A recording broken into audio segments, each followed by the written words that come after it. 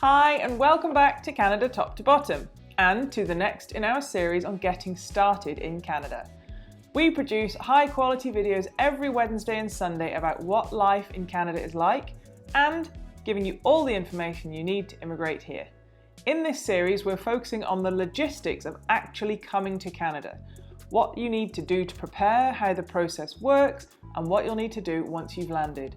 If you watch the whole series, you should go from getting your visa to being settled as a new Canadian.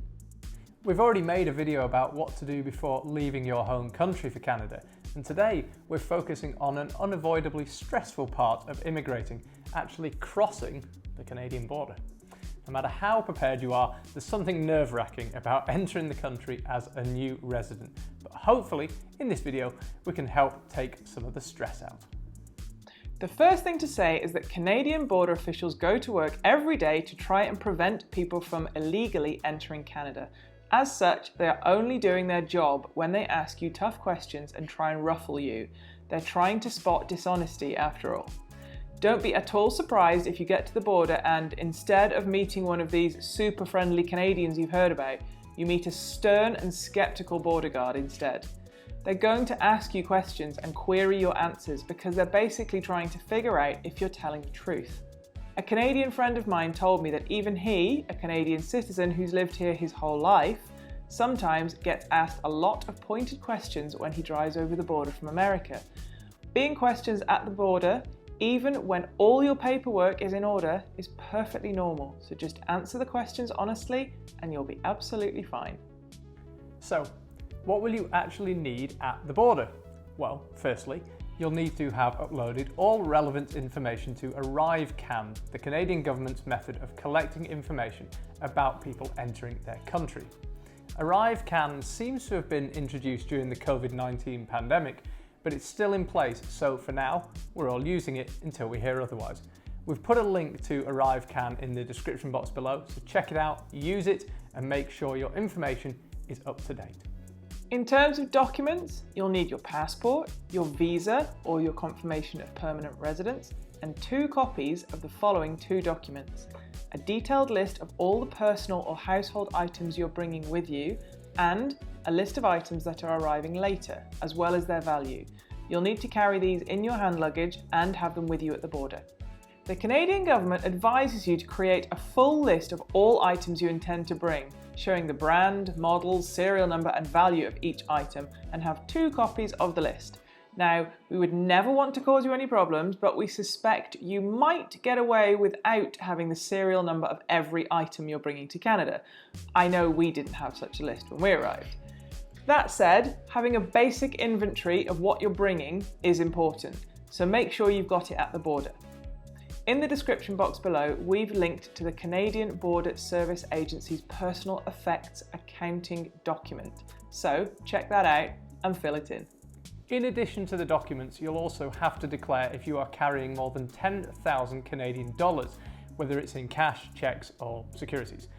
We're not referring here to savings or money in your bank account which you transfer to your Canadian bank account when you open one. We're talking about money you actually have on your person at the border. You might also need some health documentation, and the border guard will probably ask you for this, so make sure you've got all relevant paperwork with you, whether it's COVID vaccinations or proof of your kids' immunisation records. Figure out before arriving what health-related paperwork you need and carry it with you in your hand luggage because you'll likely be asked for it at the border, especially in a post-pandemic world where health and vaccination records are much more important. According to the official Government of Canada website, there's a pretty significant list of documents that you could be asked for, so for the sake of being thorough, here it is. Marriage certificates, driver's license, including an international driver's permit, a reference from your auto insurance company, adoption, separation or divorce papers, birth certificates or baptismal certificates, letters of reference from former employers, trade or professional certificates and licenses, car registration documents if you're importing a motor vehicle into Canada, school records, diplomas or degrees for each family member travelling with you, a list of your educational and professional qualifications and job experience for your resume. Now, we can't help thinking that you'd be pretty unlucky if a border guard insisted on seeing your baptismal certificates or your school records, but in theory, you could be asked for them. We can't honestly say that we carried our school records in our hand luggage and took them to the border guard, but it appears that being asked for them is possible. The final thing that might happen at the border is that you're asked to fill in an E311 customs declaration card outlining everything you're planning to declare at the border.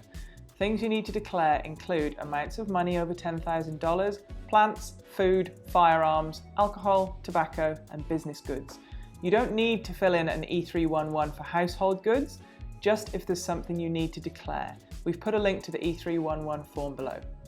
So there you have it, everything you need to make your border crossing as easy as possible.